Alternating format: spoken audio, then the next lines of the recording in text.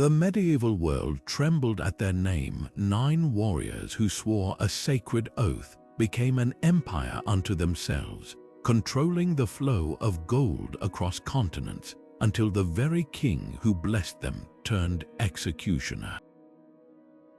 What really happened to the Knights Templar? Behind their white cloaks and red crosses lies a maze of buried truths, forbidden knowledge, vaults of lost treasure, and a downfall orchestrated from the shadows. Today we're cracking open history's vault to reveal 25 explosive secrets that explain how these warrior monks built an unmatched legacy only to watch it crumble in flames. You'll witness their hidden alliances, discover why the Vatican abandoned them, and learn how their enemies weaponized whispers of heresy to erase 8 centuries of power in a single day. This isn't just history, it's a warning about what happens when faith, greed, and absolute power collide. It's hard to picture now, but the fearsome Templars didn't burst onto the scene as the medieval world's shadow bankers or elite warrior monks. No, they began as a ragtag group of just 9 knights, calling themselves the poor fellow soldiers of Christ. Their mission, to guard vulnerable pilgrims on the treacherous roads to Jerusalem. But here's the twist, their apparent modesty was a masterstroke. Hugues de Payens, a French knight with a sharp mind for politics, knew that overt ambition would draw enemies.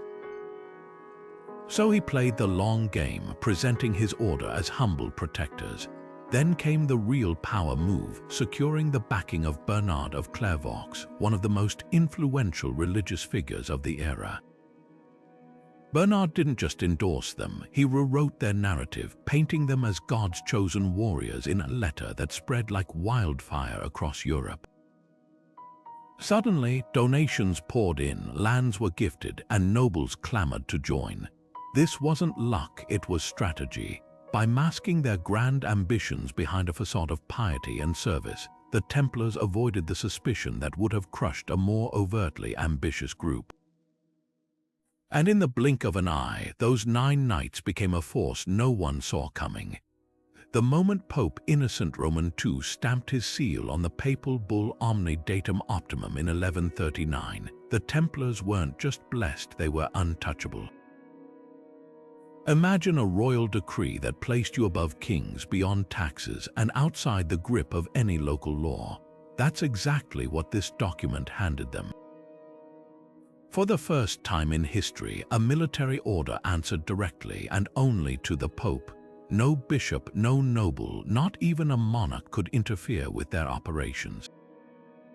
And the privileges didn't stop there. The bull granted them the right to keep all spoils of war, build their own churches, and even collect tithes, church taxes that traditionally funded local clergy.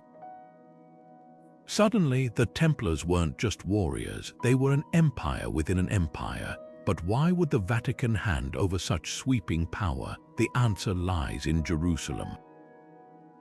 With Christian control of the Holy Land under constant threat, the Pope needed a force loyal exclusively to Rome, one that couldn't be swayed by regional politics or personal ambition. The Templars, with their unmatched discipline and growing influence, were the perfect weapon, and in exchange for their service, the Church gave them the keys to the kingdom. This wasn't just favoritism, it was a calculated move that transformed the order into Europe's first truly transnational power. While kings bickered over borders, the Templars operated freely across continents, their wealth multiplying with every unchecked transaction. And that autonomy, it would become both their greatest strength and the spark that eventually turned the world against them.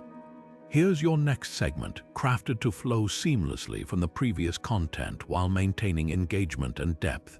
While knights in shining armor capture the imagination, the Templars' true genius wasn't just in their swords, it was in their ledgers. Picture this, a pilgrim setting out from Paris to Jerusalem faces not only bandits and harsh terrain but the constant threat of robbery. Carrying enough gold to survive the journey made them walking targets. That's when the Templars unveiled a system so revolutionary it would shape finance for centuries. They created credit notes. A traveler could deposit their wealth at a Templar commandery in Europe and receive a coded parchment verifying their funds. Arriving in the Holy Land, they'd present it at another Templar stronghold and withdraw the equivalent in local currency. No bulky chests of coins, no desperate haggling with money changers. Just security and convenience guarded by an order sworn to protect. But the real power lay in the details. Their fortresses weren't just military hubs. They were medieval ATMs linked by a network spanning thousands of miles. Kings soon realized the potential. When Elena of Aquitaine needed funds for her husband's crusade, she turned to the Templars. When the English crown required a discreet way to transfer wealth across borders, the Templars provided the solution. Their vaults became so trusted that even rival monarchs used them to store royal treasuries. This wasn't merely a side hustle, it was economic warfare. By controlling the flow of money, the Templars wielded influence far beyond their armies. Popes borrowed from them. Merchants relied on their notes like early travelers' checks. And with every transaction, the order took a cut, amassing wealth that dwarfed entire kingdoms. Yet their greatest innovation wasn't the money itself, it was the trust they inspired. In an era of chaos, their word became as solid as gold. Little did they know that very trust would one day make them a target too dangerous to ignore. Behind closed doors in Templar commanderies, a ritual unfolded that would fuel conspiracy theories for centuries. New initiates were led into torch-lit chambers where older knights questioned their faith in ways that shocked medieval Europe. According to confessions later extracted under torture, recruits allegedly denied Christ 3 times, spat on a crucifix, and exchanged kisses, not just on the mouth but on the lower back and navel. But context changes everything. Scholars now believe these acts weren't genuine heresy, but brutal loyalty tests designed to weed out spies. Imagine you're a young knight entering an order guarding unimaginable wealth and secrets. Would-be infiltrators from rival factions or the church itself could crumble under the pressure of sacrilegious demands, exposing their true allegiances. The Templars needed men who'd obey unconditionally, even if ordered to perform acts that seemed blasphemous on the surface. The problem, secrecy, became their Achilles heel. While other knightly orders like the Hospitallers conducted initiation rites openly, the Templars' clandestine ceremonies lacked witnesses to refute misinterpretations. When French King Philip Roman IV later sought to destroy them, these whispered rumors became evidence of devil worship. The very rituals meant to protect the order ultimately gave their enemies the perfect weapon: plausible deniability. Here's the tragic irony: their alleged heresies may have been the opposite. Some historians suggest the spitting wasn't on the cross itself, but on a representation of Islamic forces defiling holy relics during their wars in the East. The kisses, a medieval custom symbolizing humility, taken grotesquely out of context when recounted by tortured knights. In the end, the Templars learned too late that in the court of public opinion, perception matters more than intent. Their carefully crafted tests of loyalty became the smoking gun that condemned them. The shadowed tunnels beneath Jerusalem's Temple Mount hold one of history's greatest riddles. For nearly a decade after their founding, the original 9 Templars weren't just guarding pilgrims, they were digging. Medieval chronicles claim they converted the site's ancient stables into their headquarters, but whispered accounts suggest a far more ambitious project. Armed with royal permission from King Baldwin Roman II, they reportedly tunneled beneath the ruins of Solomon's Temple, searching for artifacts lost since antiquity. What they found or didn't find changed everything. Some manuscripts suggest they unearthed fragments of the true cross, splinters that could authenticate their divine mission. Others speculate about the ultimate prize, the Ark of the Covenant itself, said to radiate unearthly power. But here's the twist: there's not a single verified record of these discoveries from the Templars themselves. Only third-hand accounts and the sudden, explosive growth of their order hint at what might have been hidden beneath their cloaks. Yet the real treasure may have been something far less mystical: leverage. Whether they recovered golden relics or simply understood the power of perception, the Templars masterfully cultivated an aura of divine favor. Donations surged as nobles vied to associate with knights who might possess sacred objects. Even the Order's emblem, two men sharing a single horse, became a symbol of poverty masking unimaginable wealth. Archaeologists now suspect their excavations had a pragmatic goal. The tunnels could have served as secret routes to move bullion or documents shielded from prying eyes, but in the end, it didn't matter whether the relics were real or rumor.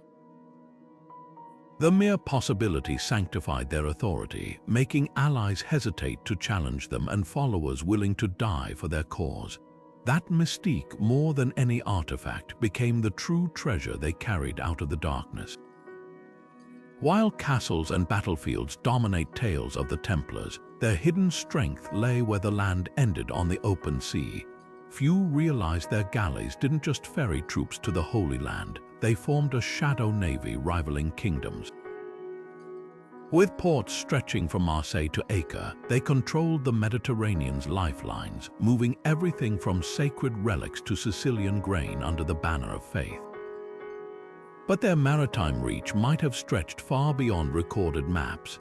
Basque fishermen whispered of strange vessels bearing red crosses sighted near Greenland's icy coasts. Venetian traders told of Templar captains refusing standard routes as if following secret charts. Even the coded Zeno map, later used by Columbus, shows coastlines eerily resembling North America, fueling theories that the Order's ships crossed the Atlantic long before 1492. How their naval technology was centuries ahead. Unlike slow merchant cogs, Templar ships featured reinforced hulls and compartmentalized cargo holds, designs only adopted widely in the Renaissance.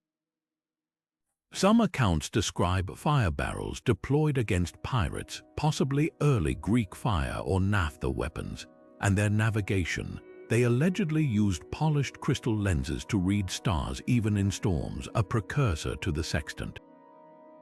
The real genius lay in logistics. While kings squabbled over borders, the Templars' ships moved unchecked, exempt from tolls at dozens of ports.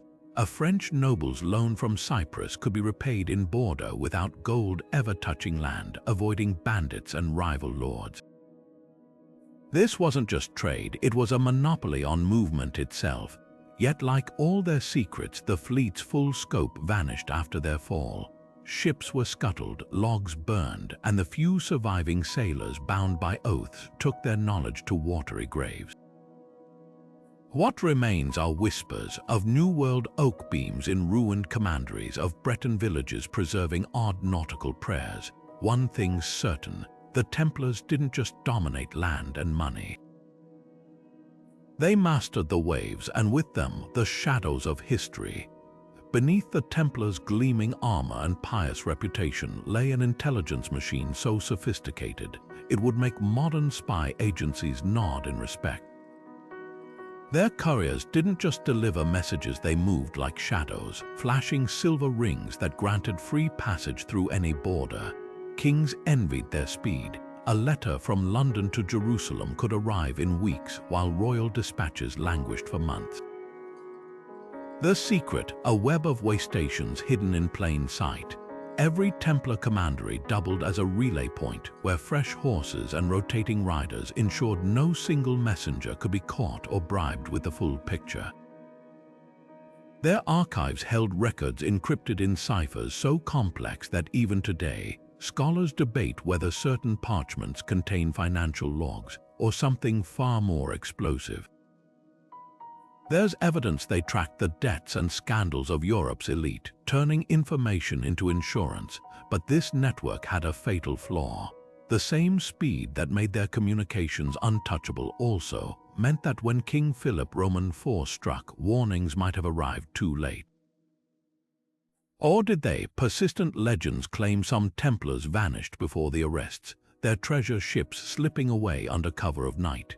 Perhaps their spies did deliver a final whisper, giving just enough night time to burn documents, scatter, or even smuggle relics to Scotland's Rosslyn Chapel.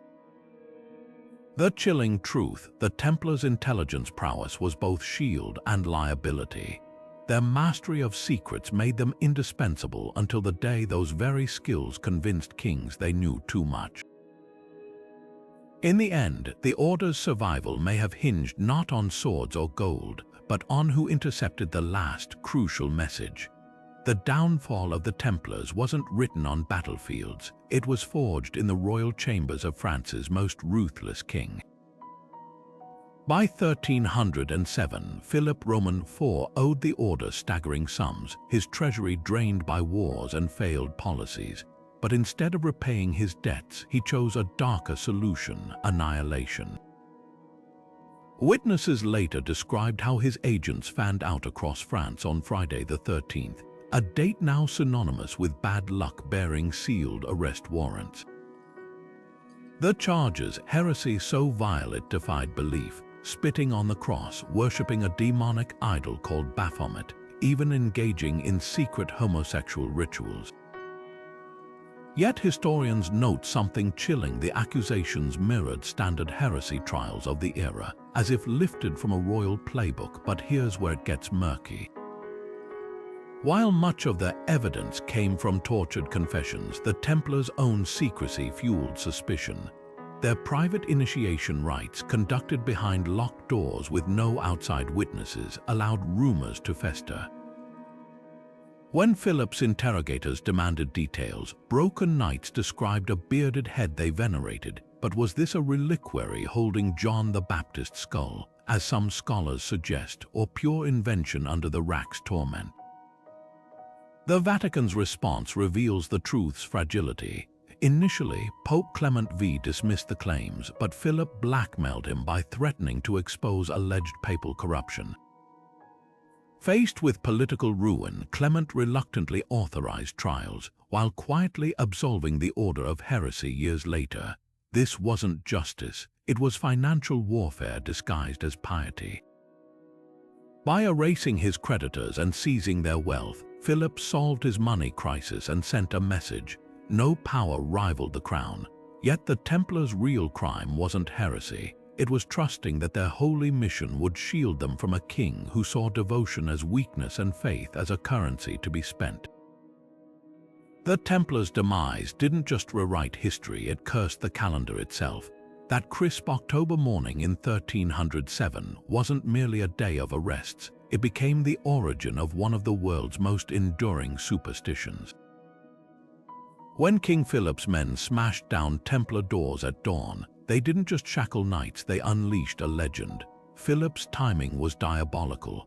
He chose Friday the 13th deliberately, layering symbolism onto brutality. In medieval Europe, Fridays carried the weight of Christ's crucifixion, while 13 evoked the Last Supper's unlucky guest, Judas. By striking then, Philip framed his purge as divine retribution, turning a financial power play into something that felt fated. But here's what most miss: the arrests weren't a sudden ambush. Philip spent months priming the public, leaking whispers of Templar blasphemy to clergy and nobles. By the time his warrants went out, Europe was primed to believe the worst. The sheer scale of coordination was staggering. Agents hit Templar properties across France simultaneously, seizing records and freezing assets before word could spread. The aftermath cemented the superstition. Within decades, chroniclers described the date as cursed by Templar blood. Their grisly executions, burned at the stake after years of torture, further welded the idea of Friday the 13th to misfortune. Even today, forensic historians find trial documents bearing ink smudges from nervous scribes, as if the mere act of recording the events felt dangerous. Yet buried beneath the myth lies an uncomfortable truth. The Templars weren't victims of chance, but of a king who weaponized superstition like a dagger. Philip didn't just erase his debts, he turned a military order into a cautionary tale, ensuring their downfall would echo far beyond the smoke of their pyres. And in that, he succeeded beyond measure. As Templar strongholds fell across Europe, the docks of La Rochelle became the stage for history's most enigmatic disappearing act. Witnesses reported a ghostly flotilla slipping into the Atlantic fog, 18 ships laden with chests whose contents were never recorded. While King Philip's men ransacked commanderies on land, these vessels simply vanished. Theories swirl like coastal mist. Some claim the fleet carried the order's fabled treasure, gold from Jerusalem, sacred relics, or even fragments of the true cross, sailing north to Scotland's remote harbors. There, exiled Templars allegedly found refuge under Robert the Bruce, a king excommunicated by the same pope who condemned them. It's no coincidence that Scotland's Rosslyn Chapel, built decades later, teems with Templar symbolism hidden in its stonework, from carvings of their distinctive crosses to depictions of New World plants Europeans shouldn't have known existed. Masonic traditions add another layer to the mystery. Early Freemasonry's rituals bear uncanny resemblances to Templar initiation rites, including symbolic references to murdered masters and lost knowledge. Could this be coincidence or evidence of a clandestine survival? Even the Masonic compass and square mirror the Templars seal, two knights sharing a single horse, reframed as fraternal unity. Yet the truth might be simpler than legend suggests. Maritime records from Portugal show knights officially reinventing themselves as the Order of Christ, their sails still emblazoned with the Red Cross. Other exiles surfaced in Switzerland, where their banking expertise may have seeded the nation's financial traditions. What's undeniable is this: the Templars' physical order died in smoke and chains, but their legacy became a phoenix. Whether through Masonic lodges, Scottish strongholds, or whispered sailors' tales, their influence refused to be erased, proving that some secrets are too powerful to drown beneath the waves. The Templars may have officially vanished from history's stage, but whispers of their hidden influence never truly faded, especially when gunpowder entered the equation. Centuries after their brutal suppression, a curious pattern emerges. Secret societies claiming Templar lineage kept surfacing at moments of explosive rebellion. None is more striking than the infamous Gunpowder plot of 1605, when Catholic conspirators tried to blow up England's Protestant Parliament. At first glance, the connection seems far-fetched. Guy Fawkes and his fellow plotters were devout Catholics, not rogue knights, but dig deeper, an eerie parallels surface. The plotters allegedly swore oaths in candlelit chambers, echoing Templar initiation rites. Their plan hinged on tunneling beneath a symbolic seat of power, just as the original Templars excavated under the Temple Mount. Even the explosives they stockpiled in Westminster's cellars were stored in barrels reminiscent of Templar maritime cargo. Historians dismissed direct involvement. After all, the order had been extinct for nearly 300 years. Yet the real intrigue lies in perception. By the 17th century, anti-monarchist groups across Europe invoked the Templars' name as shorthand for resisting tyranny. Their martyred grandmaster, Jacques de Molay, became a folk hero for rebels. When Fawkes' co-conspirators were caught, some carried medals stamped with Templar crosses, less evidence of actual lineage than proof of how potent their myth had become. The chilling takeaway: the Templars' legacy wasn't just about gold or relics, it was a blueprint for defiance. Whether through deliberate emulation or romantic legend, their story gave rebels a template: secrecy, symbolic targets, and the audacity to challenge empires. Long after their fires were extinguished, the embers of their rebellion kept sparking new flames. And in that sense, the Gunpowder plot wasn't just a failed assassination attempt. it was proof that some orders never truly die. Here's your next segment, crafted to flow seamlessly while diving into the financial chaos that followed the Templars' demise. Behind the smoke of burning Templar parchments lay an economic earthquake few saw coming. For all King Philip Roman for cunning in erasing his debts, he failed to grasp one brutal truth. The Templars weren't just his creditors, they were the invisible pillars holding up medieval Europe's financial system. When their commanderies emptied overnight, kingdoms suddenly faced a crisis eerily familiar to modern bank runs. Imagine a world where no central banks exist, where monarchs hoard coins in castle vaults instead of managing currencies. The Templars had filled that void. Their network allowed Italian wool merchants to fund English construction projects, or German bishops to send alms to Jerusalem, all through ledger entries that never required physical gold to change hands. With that system shattered, trade routes seized like frozen arteries. French vineyards couldn't sell to Flemish weavers. Hanseatic merchants found their credit notes worthless overnight. Philip's short-term victory became a long-term disaster. Records show that within 2 years of the arrests, the price of grain in Paris tripled as confidence in coinage collapsed. The very silver he plundered from Templar vaults lost value because no institution remained to regulate its flow. Even the Church suffered without the order's logistical genius. Tithes from distant dioceses stalled, leaving Rome scrambling to cover expenses. The cruelest irony, Philip's own treasury bled dry within a decade. New documents reveal his ministers begging Italian bankers for loans at ruinous interest rates, the same predatory terms the Templars had shielded France from. By dismantling history's first multinational financial powerhouse, the king didn't just kill his creditors. He unleashed an economic dark age that would take generations to repair. This wasn't merely revenge, it was a miscalculation that revealed how deeply the medieval world relied on trust, and how fragile that trust could be when fear replaced reason. The Templars' true legacy, proving that money, like faith, is only as strong as those who believe in it.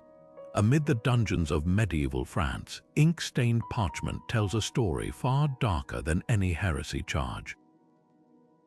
When the first Templar knights faced King Philip's interrogators, their confessions read like scenes from a nightmare, kissing idols, spitting on crosses, even worshipping a mysterious head. But these weren't voluntary admissions, they were products of a system designed to break men. The Inquisition's methods were chillingly precise. Prisoners endured the strappado, a rope binding their hands behind their backs before they were hoisted into the air, dislocating shoulders with a sickening pop. Others faced the rack, their limbs slowly stretched until joints separated. One account describes a knight being forced to stand barefoot on scorching metal while cold water dripped onto his scalp, a torture meant to fracture his sense of reality. Yet the real horror lies in the confessions themselves. Take Hugues de Paraud, a high-ranking Templar who initially described secret rituals involving cat worship. Months later, when allowed to speak freely, he retracted everything, declaring his testimony had been torn from him by fear. This pattern repeated across Europe, knights admitting to bizarre blasphemies under torture, only to renounce those claims when given even a shred of dignity. Historians now recognize these documents not as evidence of Templar guilt, but as a masterclass in psychological warfare. The charges were often contradictory. Some knights confessed to worshipping a bearded head, others to a jeweled skull, while a few described a cat-shaped idol. These inconsistencies reveal an unmistakable truth. The confessions were scripted by torturers, not the tortured. Here's what makes this more than a medieval tragedy. The Templars' ordeal became a blueprint for how authoritarian regimes manufacture truth. By forcing victims to endorse absurdities, their captors didn't just punish, they humiliated. They made the accused complicit in their own destruction, and in that, the Templars' screams echo far beyond their time. a raw reminder of what happens when justice bends to the whims of those holding the ropes. Flames crackled around Jacques de Molay's feet as smoke swallowed the Parisian skyline in March 1314. The last Grand Master of the Templars had endured 7 years of torture, imprisonment, and humiliating confessions, but now, at the moment of his execution, he found his voice one final time. With burning timbers at his back, he declared his innocence and issued a warning that would echo through history. God knows who is wrong and has sinned.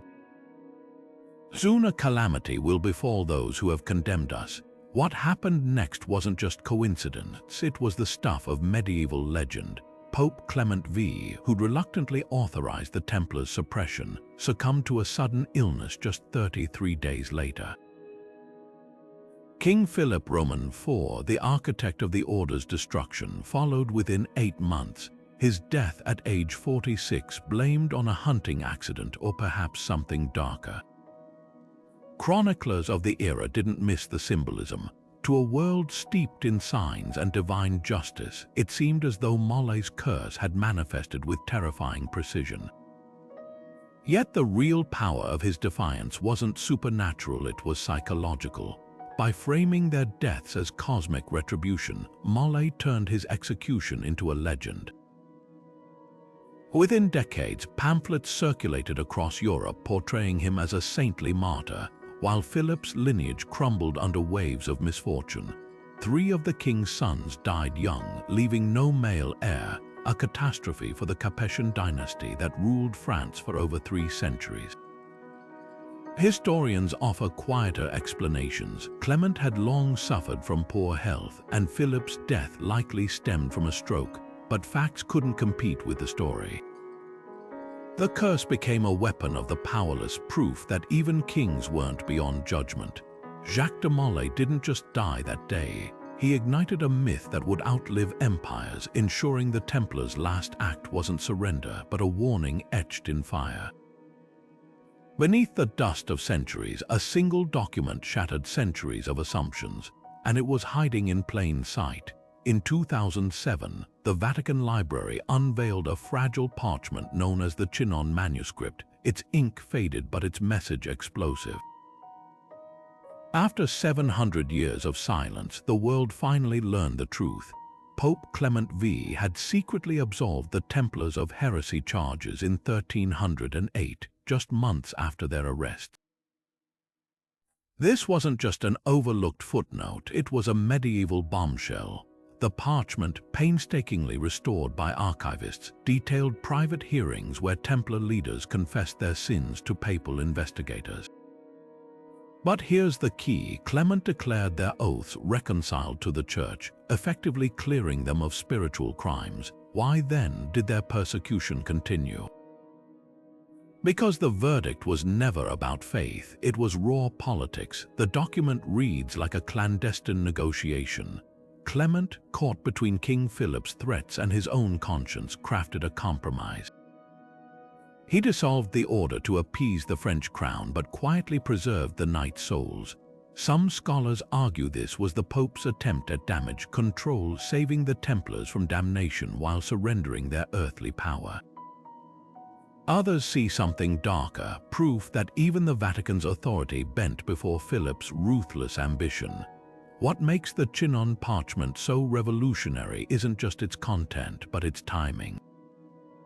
Its release coincided with modern lawsuits seeking to rehabilitate the Templars' legacy, as if history itself was correcting the record. For those who still whisper about Templar curses, consider this. The Church waited 7 centuries to admit what survivors always knew. Their brothers died not as heretics, but as pawns in a game where faith was just another currency. And that revelation may be the most damning indictment of all. Months before his arrest, the last Templar Grand Master allegedly received a cryptic warning not about armies or kings, but about a cup. Rumors swirled that Jacques de Molay had ordered the destruction of a sacred relic hidden beneath Paris' Temple Mount, an object so powerful its exposure could rewrite Christianity itself. This wasn't just medieval gossip, it was the birth of the Templars' most enduring legend, their connection to the Holy Grail. But here's where history blurs. The earliest Grail stories, like Chrétien de Troyes' Percival, never mentioned the Templars. That link emerged centuries later when suppressed knights became symbols of lost purity. Wolfram von Eschenbach's Parzival took it further, depicting Templar-like guardians protecting the Grail in a hidden castle. Was this poetic license or echoes of a suppressed truth? Scholars split sharply. One camp argues the Grail was coded language for their financial system, a literal vessel of wealth, given their network of vaults and loans. Others suggest it symbolized the bloodline of Christ, preserved through secret marriages like those hinted at in the Priory of Sion hoax. But the most compelling theory is simpler. The Grail myth wasn't their secret, it was their smokescreen. Consider the timing. As persecution mounted, Templar scribes began describing their order as guardians of sacred vessels in cryptic manuscripts. Redirecting attention to a mystical quest may have been a desperate ploy to divert investigators from their real treasures, like their financial records or political alliances. Even the famous Shroud of Turin, with its eerie facial imprint, first surfaced decades after their fall in the hands of a Templar-descended family. The truth. Whether they guarded a physical cup, a bloodline, or nothing at all, the Grail legend became their unintended legacy. By merging with myth, the Templars achieved what no execution could erase: immortality in the human imagination. And in that sense, their greatest relic wasn't gold or glass, it was the stories that refused to die. Among the soaring arches and stained glass windows of Europe's Gothic cathedrals lies a silent language, one the Templars may have etched into stone. Chartres Cathedral, their crowning architectural achievement, doesn't just inspire awe, it whispers riddles. Walk its nave and you'll notice something peculiar. The floor bears a massive labyrinth, its winding path mirroring the pilgrimage routes to Jerusalem. But look closer, the dimensions align with sacred geometry, ratios echoing the golden ratio and celestial cycles. Was this just artistic flourish or something more? Medieval masons working under Templar patronage embedded startling precision into their designs. The cathedral's west facade, built with funds from the order, measures exactly 1/10,000th of the Earth's meridian, a calculation supposedly unknown until centuries later. Rose windows align with solstice sunbeams, transforming sunlight into coded illuminations on specific feast days. Even the statuary hides secrets. A carving of Melchizedek, the biblical priest-king, holds a chalice beside a Templar knight, as if linking their order to ancient mysteries. Scholars remain divided. Some argue these features reflect the Templars' rumored access to lost knowledge, perhaps gleaned from Middle Eastern scholars during the Crusades.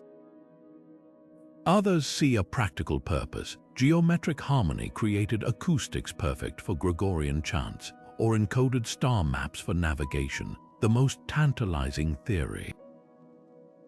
Alchemical symbolism. The north porch of Chartres depicts a woman grinding herbs beside a lion, a motif identical to illustrations in medieval alchemy texts, hinting at the pursuit of spiritual transformation. While skeptics dismiss these connections as coincidence, one fact is undeniable. The Templars didn't just build churches, they constructed puzzles in plain sight, ensuring their legacy would endure not in parchment but in stone, waiting for those with eyes to decipher their silent testament.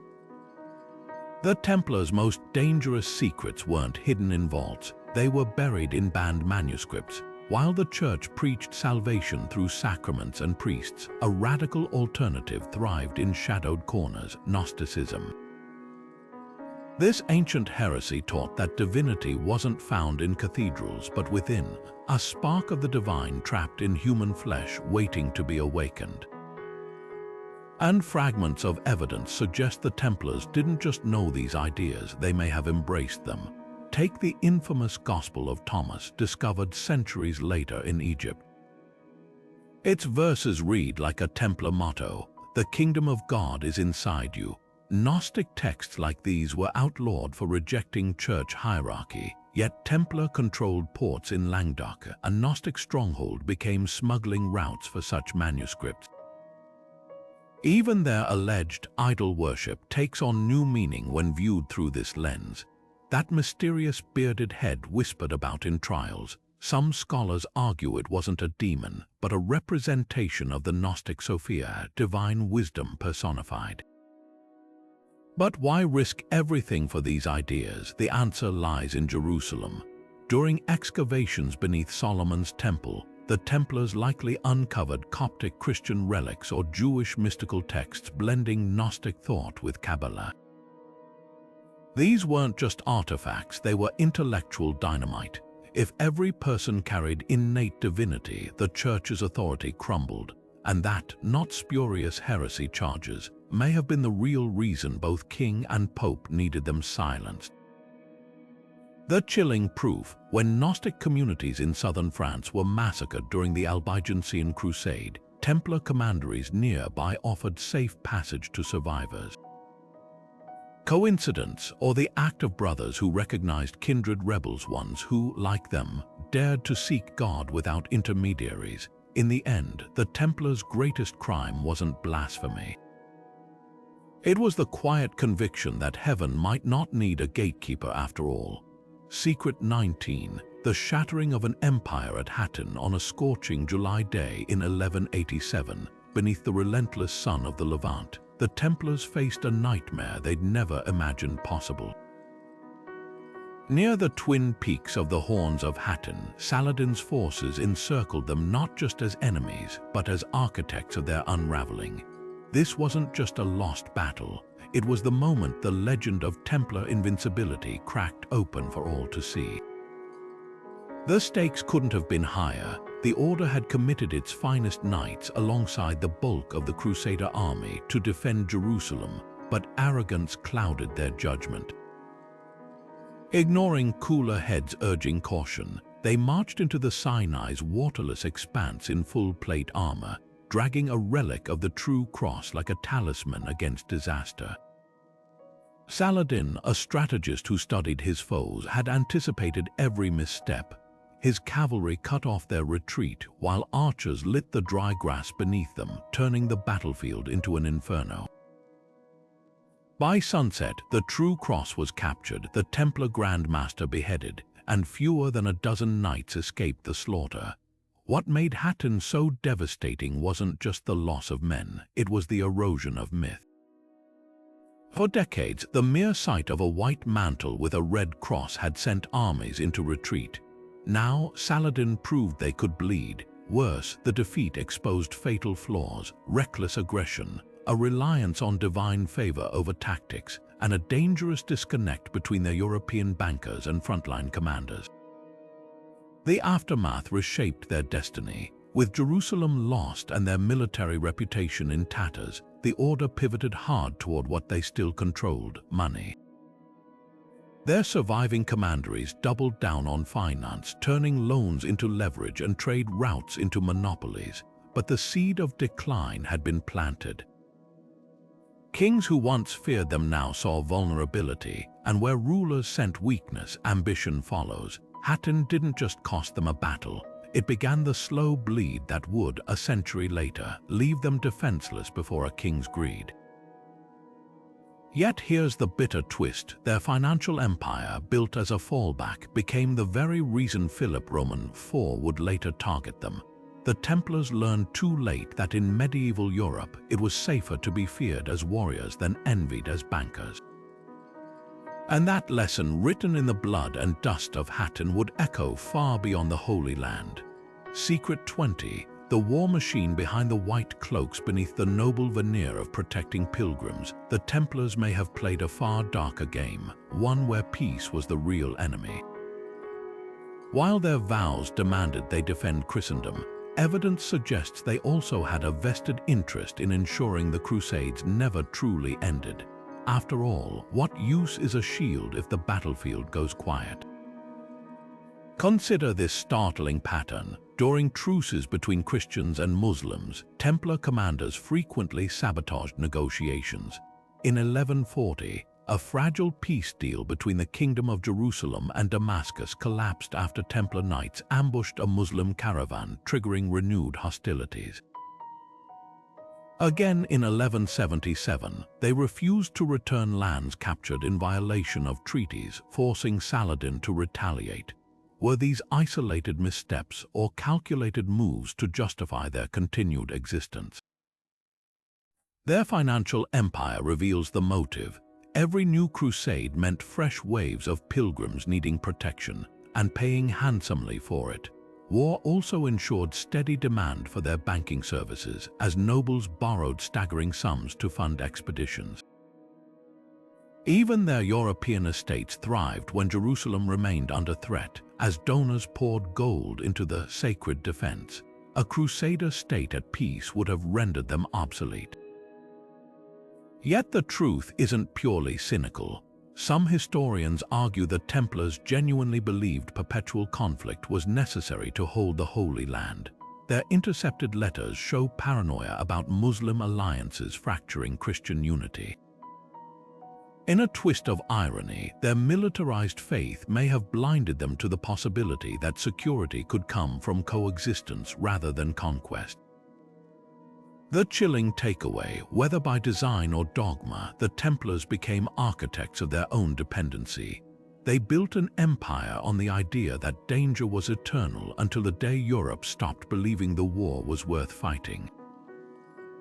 And when the Crusades faded, so too did the world's need for warrior monks, leaving only their vaults, their secrets, and the uneasy question of how much history's protectors sometimes profit from chaos. Secret 21. The Black Friday Massacre. History remembers Friday the 13th as the day the Templars fell, but the trap had been snapping shut for years before the arrests. Philip IV didn't just wake up one morning and decide to destroy the most powerful order in Christendom. This was a cold, meticulous operation, a shadow war waged with spies, forged documents, and psychological manipulation long before the shackles clicked shut. The king's agents moved like ghosts through Templar ranks. Disguised as scribes or lay brothers, they took notes on everything: initiation rites, financial transactions, even offhand remarks between knights. Some likely posed as eager recruits, enduring the order's secretive ceremonies only to later twist their experiences into heresy claims. One surviving account describes a French bailiff who spent months as a stable hand at a Templar commandery, cataloguing which visitors came under cover of darkness. Meanwhile, Philip weaponized bureaucracy. He flooded papal courts with carefully curated, witnessed testimonies, many from ex-Templars expelled for corruption or incompetence, their grudges now repackaged as righteous outrage. His lawyers combed through centuries of canon law, finding obscure precedents to pressure Pope Clement V into compliance. Even the weather played a role. The arrests came in autumn, when Templar houses were stocked with harvest revenues, making the financial haul as devastating as the human cost. But the masterstroke was timing. By striking simultaneously across France, Philip ensured no warning could spread. Messengers found roads blocked, harbor masters detained suspicious ships. The Templars' legendary communication network, their greatest strength, was severed before they knew it was under attack. What makes this betrayal so chilling isn't the scale, but the patience behind it. This wasn't a king lashing out in rage. It was a chess player sacrificing pawns years in advance, all for the moment his opponent's throne finally sat within reach. And when the trap finally sprang, it wasn't just the Templars who learned a brutal lesson. In the game of power, trust is the most dangerous currency of all. Secret 22. The Vatican's silent rebellion. While Pope Clement V publicly condemned the Templars under Philip IV pressure, a quiet resistance stirred within the Church itself. Behind the locked doors of monasteries and the private chapels of sympathetic bishops, a network of clergy risked everything to undermine the king's purge. Forgotten ledgers from Avignon reveal something extraordinary. Months before the mass arrests, certain cardinals began quietly transferring Templar-affiliated priests to remote dioceses under new names with no paper trail. Take Bishop Guillaume of Toulouse, a longtime ally of the order. His personal correspondence, discovered in a Spanish archive in 1982, shows coded requests to abbots along the Pyrenees, urging them to shelter travelers in white. Elsewhere, Cistercian monks, the same order that had championed the Templars' founding centuries earlier, reported lost manuscripts from their libraries, later found to contain detailed maps of Templar escape routes through Alpine passes. Even more intriguing, the sudden appearance of merchant caravans leaving Rome around 1307, guarded by men whose descriptions match known Templar sergeants escorted, witnesses claimed by clerics bearing papal seals. Why would high-ranking churchmen defy their own pope? Some historians point to deep divisions within the Vatican. Many bishops resented Philip's strong arming of Clement, viewing it as secular interference in sacred matters.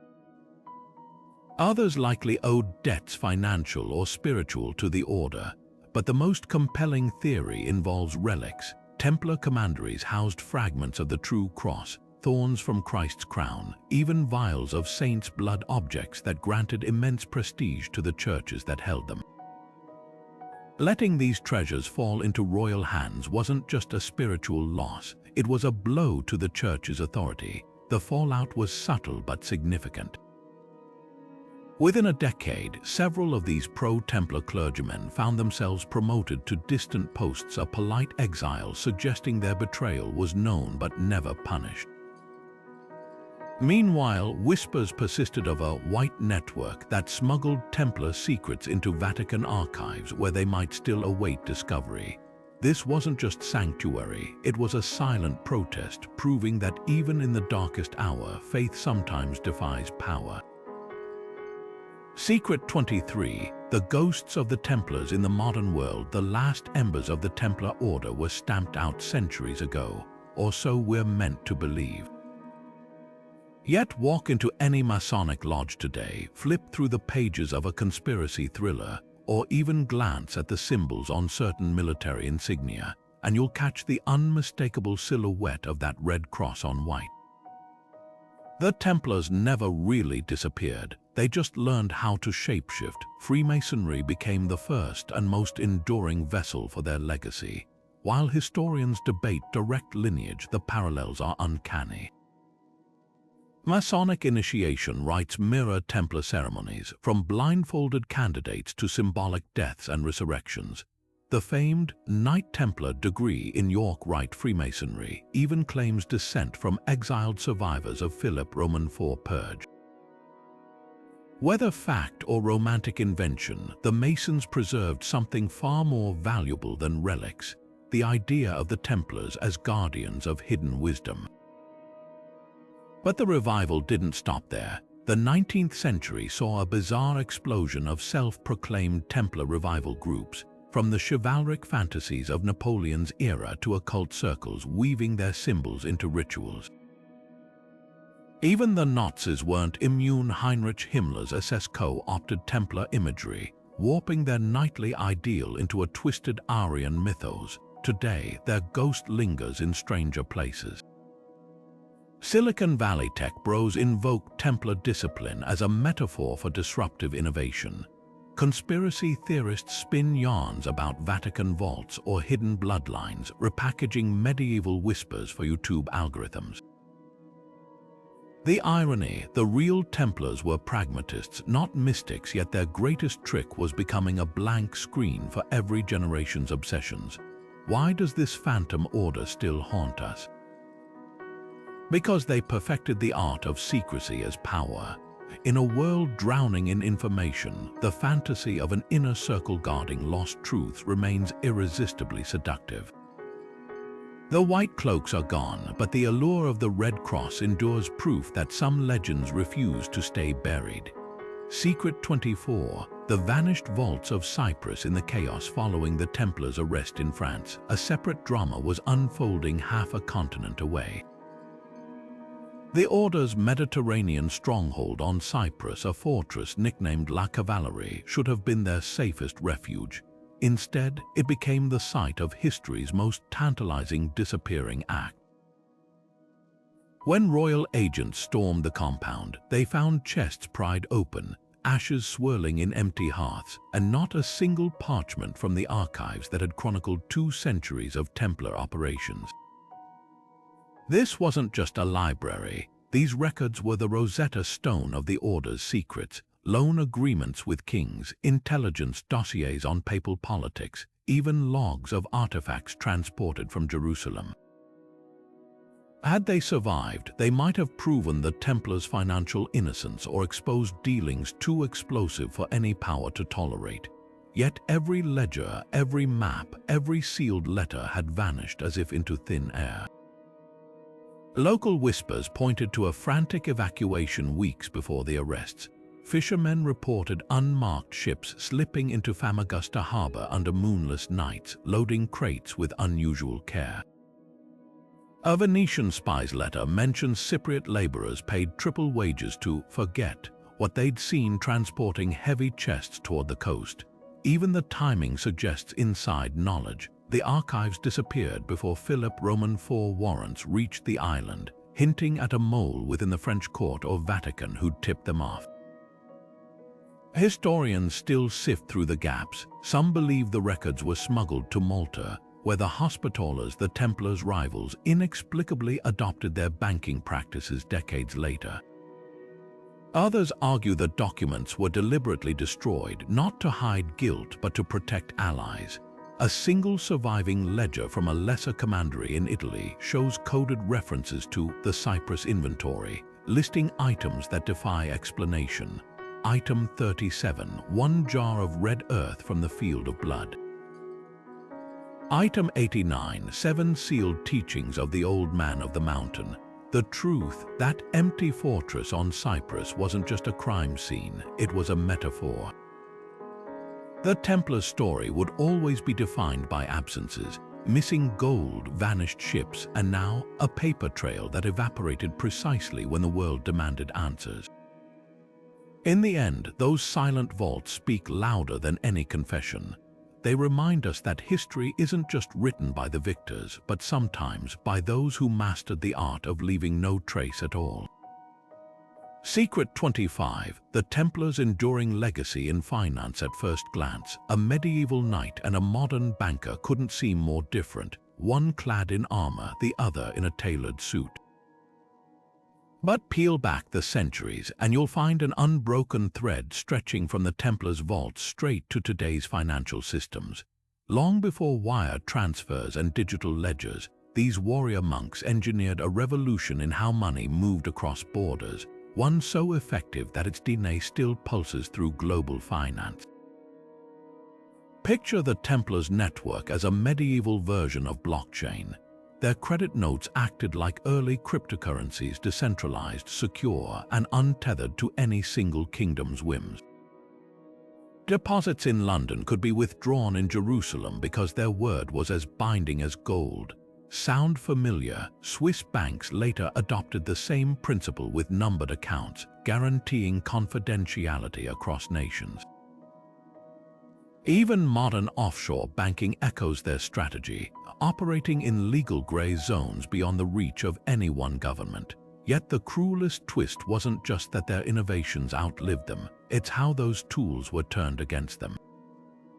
When Philip Roman IV needed to dismantle the order, he didn't send armies first, he froze their assets. By seizing their commanderies and invalidating their credit notes, he triggered history's first documented financial collapse, a medieval bank run that left Europe reeling.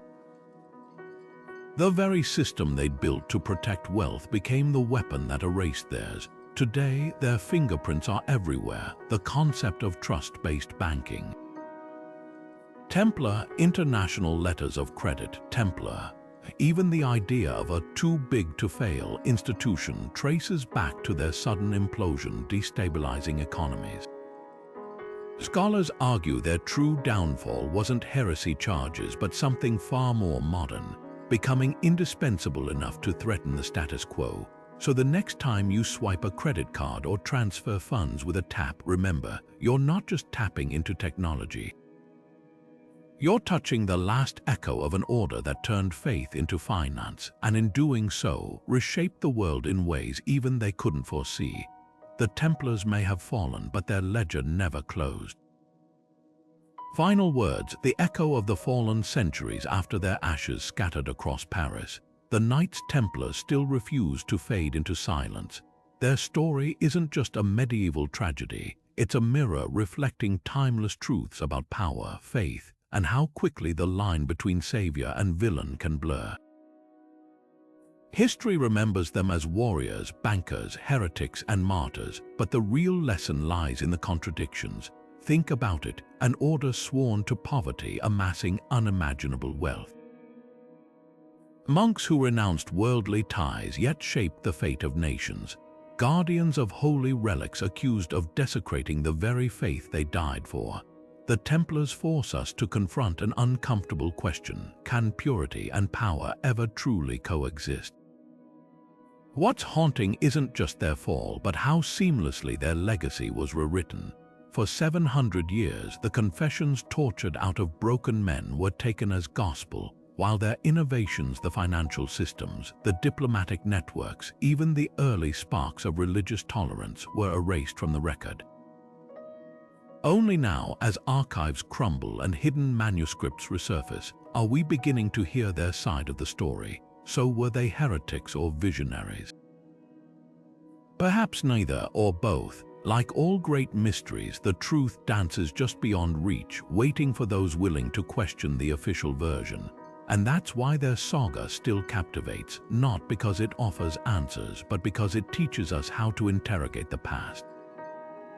If peeling back these layers left you hungry for more buried history, you know what to do. Hit like, subscribe, and join us as we keep unearthing the stories that don't fit neatly into textbooks.